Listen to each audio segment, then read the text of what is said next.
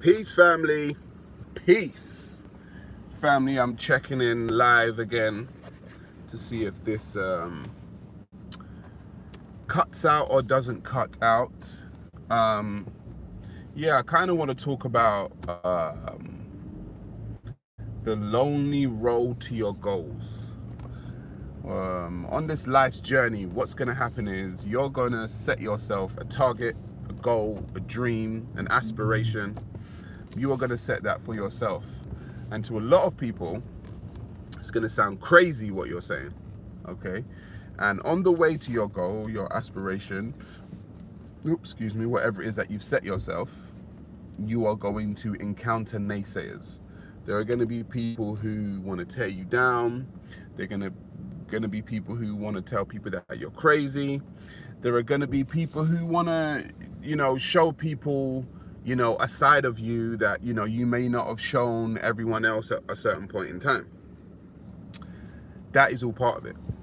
It's a lonely place. When you have set yourself a vision, you see, for me, the people in the world who actually set themselves a vision were crazy enough to do so. And those are the people in my research that actually make impacts in the world. The people who people call crazy initially, the people who people call mad and say we're a little bit out there, or say we're a little bit weird, or say they had weird thoughts about certain things. Those are the people that really make an impact.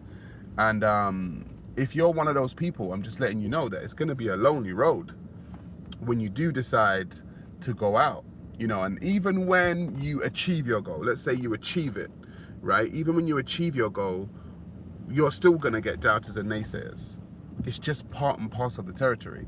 And for me, naysayers and people who doubt and people who try to slander or do all this other kind of stuff are basically the elements that are trying to take you away from that goal.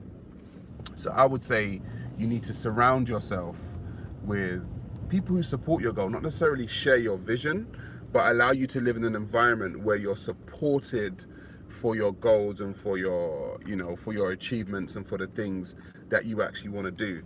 You want to kind of learn to drown out the noise of the naysayer. And how you doing, Seb? Drown out the noise of the naysayer and the haters and the doubters and all that kind of stuff, because what happens is that noise can get quite loud. You see, that noise can get quite loud, and it's not as loud as you maybe sometimes think it is. Sometimes it's loud because you've taken it on, and it's loud in your head. So yeah, I just think you need to be prepared, man. I just think people need to really be prepared for, what the goal is, what happens on the way to the goal. So yeah, I was listening to a lot of Jordan Peterson lately, and some of the stuff he's saying is really resonating with me, and it's like, yeah, it's very true. A lot of the stuff that he's saying makes sense, So yeah, people. What are my thoughts on the election result? It says Seb. My thought on the election result is it was going to go that way. You know, I don't know. Politics for me, the more I study politics, is the less it's like the less I care. It's like I see a pattern, just emerging constantly and constantly, going round and around. I generally see people not getting or not understanding that the only way in which to break patterns or break cycles is to do something really totally out of the box to break the cycle. So yeah, I guess the election result was what it was, is what it is, and that's that really. Peace, Harry. How you doing, bro? Hello from Ireland, says Kenny. How you doing, Kenny? You should have a study group, says Steve. Yeah, I don't. Oh, hang on a minute. I don't think I have the time for that. If I'm totally honest, I don't really have the time for that. I'm a busy man. You see, I'm a busy man. But yeah, set yourself a goal and achieve it. Like, even if it's something small, it just shows that you can be disciplined and achieve the thing that you set yourself out to do. Even if you set yourself out to do, I don't know, go to the gym once a week or something, you know, set yourself a goal and achieve it, because what that shows is determination. And what it shows is, regardless of all of the things in this life that are going to stop you from going to the gym, you persevered through it, you know, whatever it is, whatever the little goal is, man. I'm in a very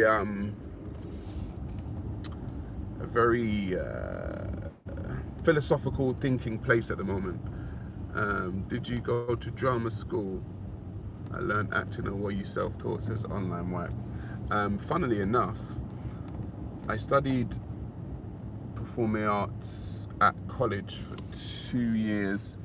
Then I was accepted to Lambda Drama School, but in the same month I got a role on television that I thought, nah, I'll take that. And so I did not go to drama school.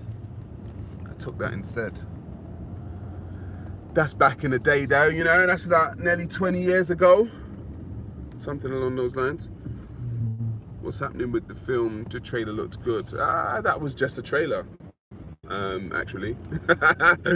Yeah, it was just me and a Doink Vision just messing around with some ideas to make a film look like it's coming, but it's actually not. But this year, we do plan to film another promo for an actual film that I've written. You know, I've written a feature-length movie, which would have been my first one. I actually got one taken on by a studio a few years back, and yeah, well, and we're going to try and do this one independent. But thanks for asking, though. We are going to try and do this one independent. Stop looking at your phone, you might have an accident. Thank you for the advice. Thank you for the advice. Chill out, let me in. So how's the family doing? How's the family? What is the time? Right, it's 1. Everyone's on lunch from work now. Okay, good. Look here, we're sitting beside you and hug you like mad, said Julian. Take care. Okay, thank you. Are you employed full-time as an actor, says Online Web? No, I'm not. I no longer do acting. Ooh, as I pick my ears. No, I no longer act professionally. I don't get paid to act anymore. I act a fool sometimes, but that's about it. I don't get paid to act. Many people would like to believe that I'm paid by Zionists or something, but hey, truth is stranger than fiction, guys. You still in the TV or movie business? No, not to that degree. I like creative things, which, as you can see, myself and a Doink put together some creative stuff, but I'm not in the business as that, you know. I don't work for a station or something like that. I like to do stuff independent now. Myself and a Doink have our own production company now, so we'll be putting some stuff out this year. When's Big Bro coming back? Soon. I can't even give you a date, I'm not even gonna lie to you. Big Bro's working hard for us, actually, and himself. So you will see Big Bro when Big Bro arrives. That is the best I could actually do. Sorry, guys. Isn't a production company the TV business? What's the difference? No, because YouTube isn't TV. Well, I guess it's... No, it's not TV. It's not terrestrial TV. It's like a... you know, it's a social media service, so...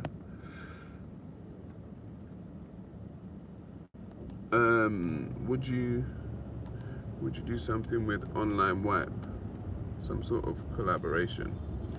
Well, that's not in my plans. So what do you say? Sarah, you've been listening to the Wiley and Stormzy dubs. I have, and I believe Stormzy won, though I am a Wiley fan. I'm a Graham fan from like its inception, so I'm a Wiley fan. Is that full-time business? Then the production company we're doing online wipe. You're moving like a, as the youngsters would say, you're moving like a fed, bruv. Meaning you're asking questions like the police, bro. Like you want to know something, you know.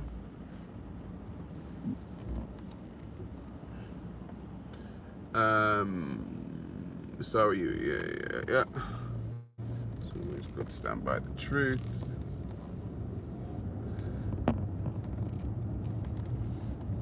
I'm a journalist. We ask questions.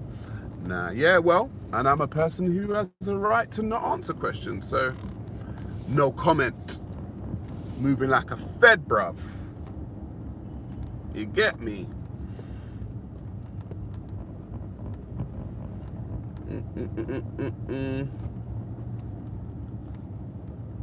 What you say? That's why they call. That's why they call fed. Something I don't know. I can't read that.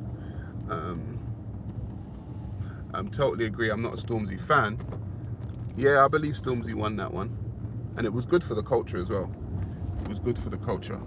I think that beef, and I think Wiley's definitely going to capitalize off it, man. You know, he's releasing like tunes daily. Godzilla, how you doing? Actually, let me go this way. What's the situation with the monarchy? What's that all about? Well, I guess, you know, Harry and Meghan have decided to part ways and, you know, go and live somewhere else. You know, they have every right to. I think it's interesting that everyone thinks they know, you know, Meghan Markle and Harry's relationship. Like, everyone like talking about it. I'm like, when's the last time they invited you around for dinner, bro? Like, how do you know the ins? People got so much to say about, you know, the relationship, and I'm like, but you don't know shit. Like, you know what they show in public, but that's not a relationship. If anyone's smart enough to know, everyone knows that what happens behind closed doors and happens in intimate times is your relationship, not, you know, the stuff that you generally show to the public. So I don't know if that's what they've decided together as a couple to do, then that's what they decided to do. I'm not judging. I'm not judging, you know, if that's what they want to do, that's what they want to do. Definitely brought us old a lot back to it. Yeah, man, yeah, it did. Wiley and Stormzy brought us back. Yeah, I just think the Meghan Markle thing, does racism have something to do with it? Maybe at some point, you know. Could be at some point. I mean, like I said, when I talk about racism, like, I talk about it, but I generally do believe a lot of people are not ready to have the conversation on race and racism, because it's not always racism. Sometimes it's just race prejudice, or like the conversation is so layered. It's like, you know, the conversation about race and feelings as why people do certain things and why people say certain things and why you feel certain things. We can have that conversation, but people are just too fucking scared, man. Oh no, because I don't want to be seen as a racist. I'm like, listen, if that's your default position when you come into a conversation, then don't even come into it. People can view you as a racist, doesn't mean that you are. People can view me as a cunt, doesn't mean I am. You know what I mean? It's just someone's subjective opinion, so whatever. You know, let's have the conversation about race and racism, prejudice, race prejudice, all of that. Let's have that conversation. But everyone tiptoes around that shit. That's just my general view. Where's my invite to the Morpheus chair? No, you ain't getting no invite, mate. Online wipe. Online wipe, man, come on. You set the tone from day one, bro. Don't beg for the Morpheus chair now, brother. Do you know what I mean? Like, don't beg for the Morpheus chair now, bro. It's all right. We're good without you, online wipe. Do your thing and I'll do mine. And if we meet at somewhere in the future, then so be it. But you know, you ain't getting on my platform, mate. Got your own. Scared to face a difficult question. There we go. Bro, you know, you sound like a child. Like, it's the same thing. When I used to have the conversations with the religious, that, oh, you don't want to talk about it because you're scared. It's like, okay, I'm scared. You got me. I'm scared, petrified at the difficult questions. I'm petrified. Anyone that knows me though, like in my career, as any, let's say, online career or whatever the fuck that is, knows that I'm a person that doesn't give a damn about debating anything and everything. So for you to tell me that, oh yeah, you know what, Sarah was scared, it's like, bro, shut up. Sarah can make conscious decisions not to put people on his platform. Doesn't mean that Sarah's scared, mate. I'll talk to anyone and anyone about anything and everything. So, you know what I'm saying? Nah, begging it. What are we saying? Don't care what people calls you. I know you're cute. Julian sounds like she wants the D. You reckon you could play a good Marcus Garvey? Thank you. You did get wrecked over your lack of political knowledge. You see, there you go. Like I said, on the road to your goals, you're going to have naysayers and people that talk shit. And this guy is a prime example. What we got in here? I need to honestly get some lunch now. Hit the like button and share, said Big Steve in the cages. Hang on, Big Steve in charge of Soul Cages. What a name. Go on, Big Steve. Yeah. Share and hit the like button. I'm only going to be here for maybe another 5 minutes. And I'm going to hop out and get something to eat. What's your thoughts on racism in football? Oh, that's a good question. Do you know what? I think black players of colour in football, have got to do one of two things.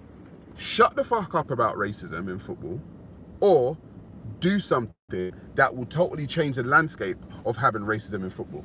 I just think there's two options. Like, we've been saying kick racism out of football for how long? Kick racism out of football, kick racism out of football. Well, it's still there.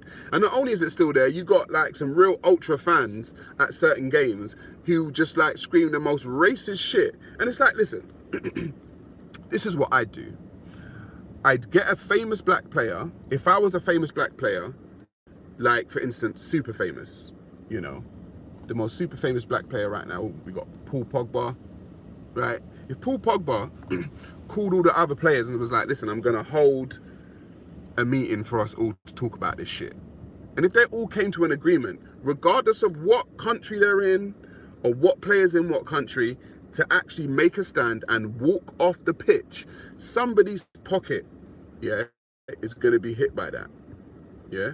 I'm talking about not just the one player, I'm talking about all the black players. Say, oh, so-and-so in the MLS, we heard some racism there. All right, cool. Well, we're going on strike for our next 2 games until something's done about that. Somebody's pocket's getting hit. And if you don't hit people in the pockets, you just don't get results. So it's either you're going to be a fucking soldier about the shit or you're going to be a pussy. So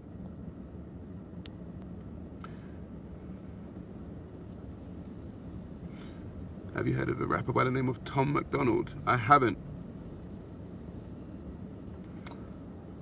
What's Gary Google doing these days? Gary's out there making money. That's what Gary's doing.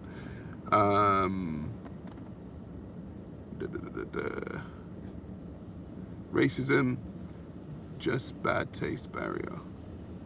I don't know what that means. Banter. What's banter? Step back. 1, 2, 3. What do you mean by banter? Like, Miss Gary. Fabricio. I don't know. Gary might be back at Speaker's Corner at some point, but for now, Gary's just away doing his thing. But yeah, the whole racism in football thing doesn't make any sense, like, as to why it's still going on, because the bottom line is, if everyone just went on strike for the next 2 games, all the black players, look at the Premier League, and if look how many black players there, and they said, all right, then cool, we just experienced, not because with racism like that, it could be anyone.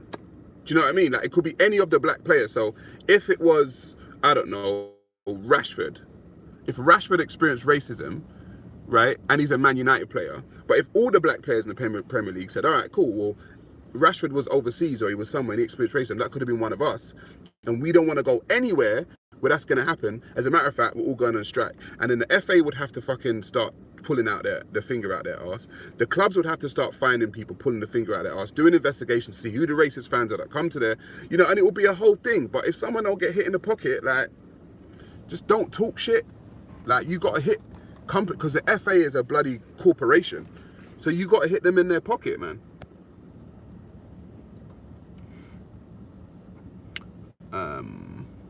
How can you get rid of racism when white folks have worked so hard to maintain it all over the countries? You know, I don't think you're going to get rid of racism. Like, that ain't happening. Racism's here to stay for a while, at least. I mean, racism in football is obviously, like, you know, a deeper look into wider society. Do you know what I mean? There wouldn't be racism in football if there was not racism in society. So racism is a society problem. It just so happens to rear its head like crazily sometimes in a football match. But it's generally, you know, a symptom of what's happening in wider society. Wider society is racist, and it seeps its way into football. And so if it can seep its way into football, where else can it seep its way into? Because it's just society. This is a societal structure. This is just a game within a society. So if you can get a game within a society that holds racism, that means the wider society is racist. So these people still go to work. They still go to, you know, I don't know, jobs. You know, they're raising families, they're out there. So they're in society. So they're not just going to the football match, they're going to do all these other things. So, you know, racism exists, man. And I don't think it's going anywhere. Like, I really don't think it's going anywhere. But just because it's not going anywhere, it doesn't mean that you have to be stopped planning, doing whatever it is you need to do. Like, I don't let racism stop me. I just don't. What's your view on the tensions between America and Iran? I think the view on America and Iran is this. There are two, and it's not just Iran. Like, if we take, see, I like to go back and try and give things context. If we look at the world stage of world history, you can find within the last, let's say, 1,400 years, two main factions, right, of peoples in the world that have been going to war. And they have been the Eurasian Arabs and the Europeans.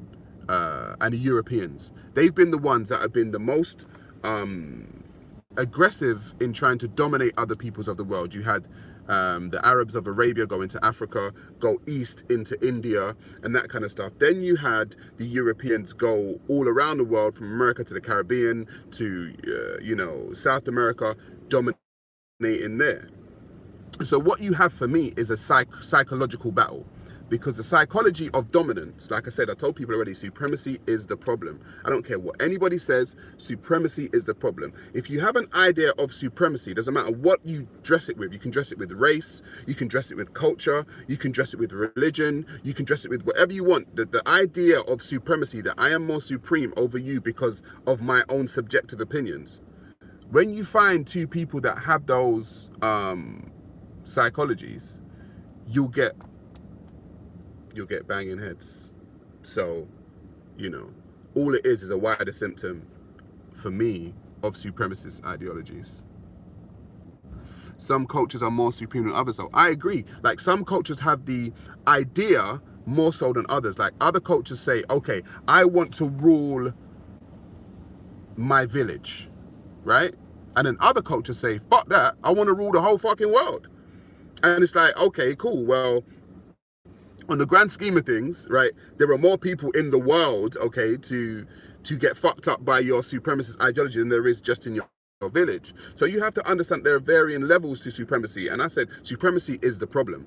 Like, thinking that you're supreme to anyone at any given time for any reason, yeah, is the problem. Because that leads to ego, that leads to arrogance, that leads to, oh, because I'm supreme, I can do this to these people because they're not as supreme as me. And so it leads to everyone thinking arrogantly and egotistically about themselves or their nation or their religion or their people, or blah, blah, blah. And then with that, they go out in the world and they do some real fucked up shit.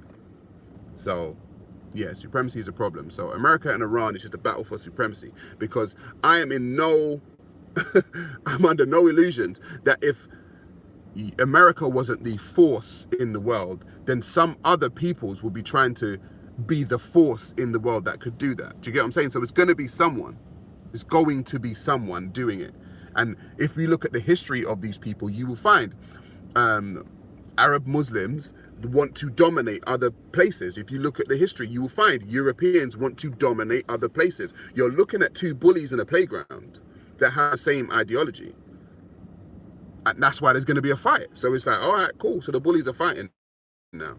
You know, the psychology of supremacy is fighting each other. Like, it's weird. Like, it's like when two boxers get in a ring, it's like they both think they're the man, so they're both going to go at it. So it's like a boxing match. Like, let's just sit back and watch and see what happens. So that's my view about that.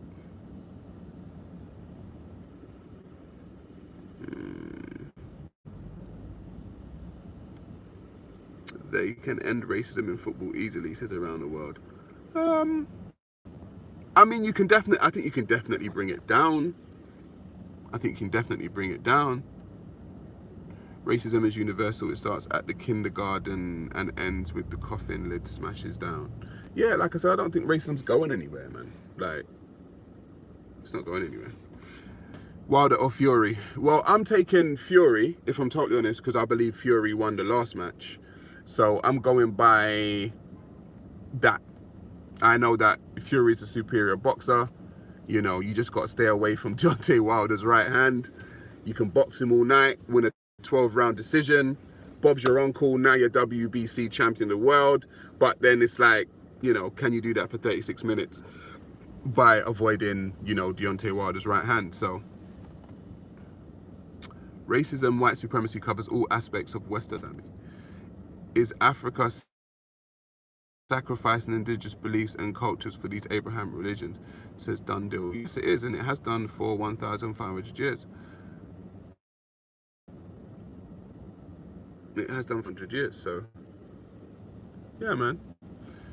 It took a long time to get into this position, people. Like, people wake up today and think, oh my God, this is how the world has always been. Nah, it ain't, right? Human beings evolved into this society. They evolved into this world, into this structure, into this, you know, into this, you can say, matrix that they built for themselves. This was not an overnight thing, man. But that doesn't mean that you can't change it or recreate something. You know, it will take time, but it will take planning. You know, I said the crazy people in the world, you know, are the ones that, you know, dared to think outside of the box that they were given. So if you turned off all media, would you think racism is abundant and as you currently believe? Media doesn't for me doesn't define what racism is. Like, if we turned off all media, racism's not going to poof and disappear. Like I said, I've made documentaries on the racism in the Arab world, and media just got over there to see it. They just got over there in 2017 to see a slave market in Libya where black people are being sold, right? But it was still going on. The media just turned up, you know, and found them there, you know, and they heard rumors about it. So no, I don't think media have anything to do with that. What's my view on climate change? I don't know enough about it.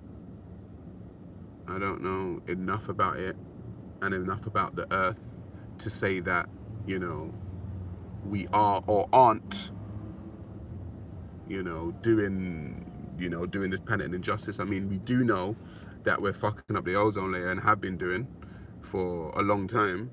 You know, we do know consciously, forget climate change, we do know consciously that if we throw all away the bloody plastics, or we keep driving more cars or chopping down more trees, that there is going to be more pollution. We know that, okay? I'm not saying that all the data is correct or incorrect on it, but listen, we're all smart enough to know, you know, that fossil fuels, you know, burn, and, you know, it creates pollution. So try to do your best to stop doing as much as that.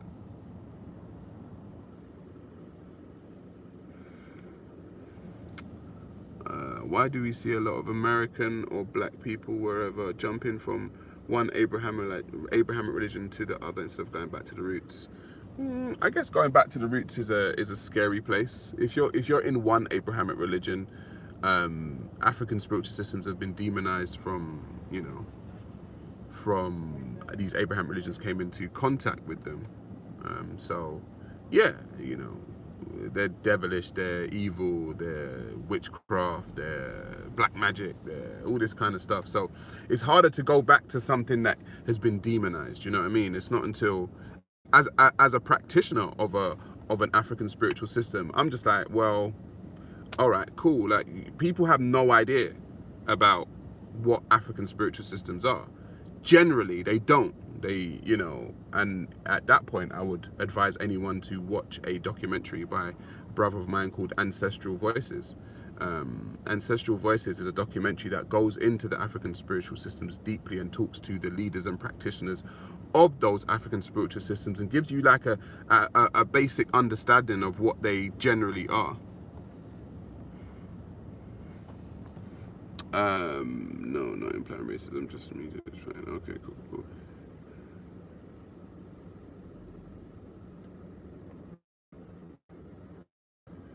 All joking aside, have you mashed up any of them girls in your car? Nope. Are you a British nationalist? No, I'm not a British nationalist. Definitely not a British nationalist. AR23 was good. What do you think about Ricky Gervais's roast? Listen, man, I loved it. Ricky Gervais, and that's the thing about. I watched also Dave Chappelle's speech about the genre of stand-up comedy, and what you find is stand-up comedy is the outlet. It's the free speech outlet a lot of the time for stuff that people can see and are too scared to say. So the stand-up comedian is like the mouthpiece for society a lot of the time. What Ricky Gervais said, the reason why it's been so well received, maybe not by the people that he was talking about, but the reason why it's been so well received by us, the mainstream, is because we at some point know that the stuff that he's saying is factual, right? And so, but people are running away from it, and that's what generally happens a lot of the time in society, that people know something, like they actually know something. Ultra Funky, big up, man. Happy New Year. They know something, but they do not, they don't say. They're not allowed to say it. And when they do say it, everyone's acting like what they're saying is crazy, but they know what they're saying makes sense, but they're the ones that don't want to walk that line and put themselves out there to be, to be under the spotlight for saying the things that everyone already knew was factual. Do you know what I mean? So yeah, big up Ricky Gervais, man. Ultra Funky just put £2 in. Thanks very much for the £2. And go and get a little chicken burger and chips. Oh, gosh.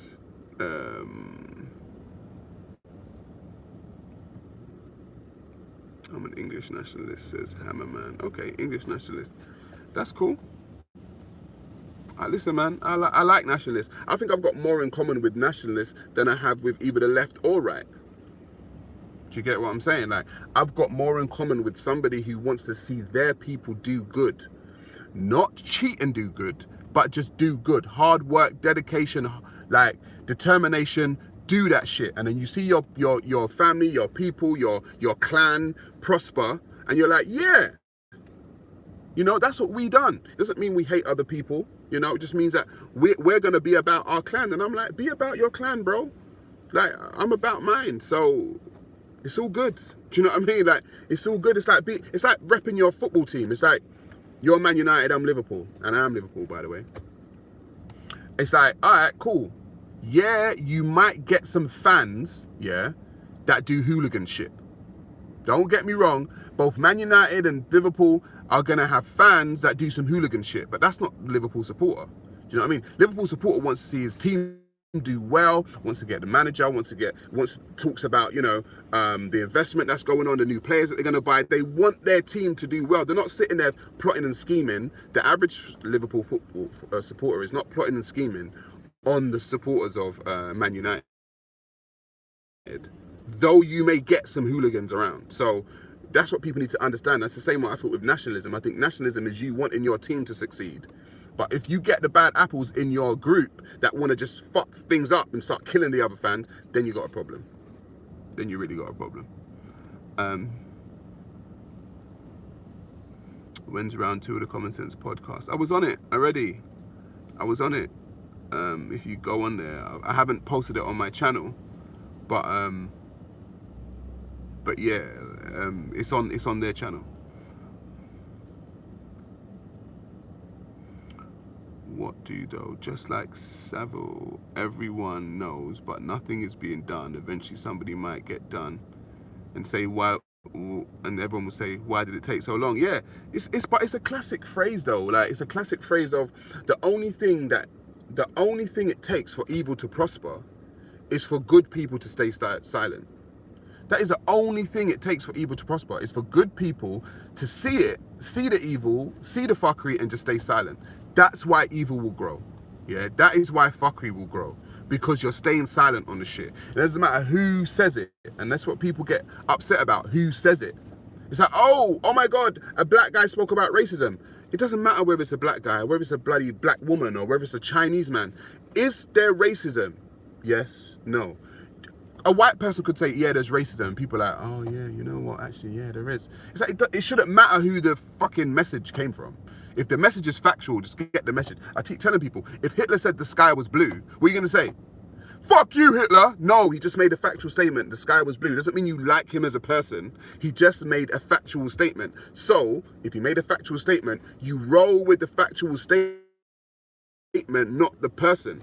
When you actually get out of your head with who says the message and go for ideas and understand that ideas are what drives things forward. The idea of freedom of speech, people have spoken to me about, oh, you sat there with Thomas Robinson, because I am a champion for the idea of freedom of speech. I don't care who's speaking. Literally, I don't care. You're allowed to speak though, but then I'm allowed to tell you you're talking shit. Do you know what I mean? Like, and that's freedom of speech. You're allowed to tell me I'm talking shit. I'm allowed to tell you you're talking shit. And then we can have a conversation and maybe we are, we can come to some kind of, I don't know, agreement and just maybe agree to disagree. But when you try to shut down the idea of freedom of speech, then you have a problem. I'm using my lunch break to just talk shit right now. You could always tolerate my intolerance. But then this is the thing though, like all of these subjective constructs, right? Like, I would say to you this. If you run your house a certain way, then run it. The only time it becomes a problem for me is if the way you run your house starts to encroach on the way I run my house. You can run your house the way you want to run it, bro. Like, I'm not taking that away from you, but don't let the way you run your house encroach on the way I run my house. Because I want for you what I want for myself. I want to be able to run my household the way I want to run my household. And you should be able to do the same thing too. So do it. But don't think you're going to encroach upon my household and tell me how to run mine. No, I'll run mine the way I want to run it. Okay? And you could disagree with it, and that's fine. But don't encroach upon my shit. Because if I start encroaching upon your shit and deciding that your household is not the way household should be run, again, then we have a problem. This speech needs to be regulated, bro.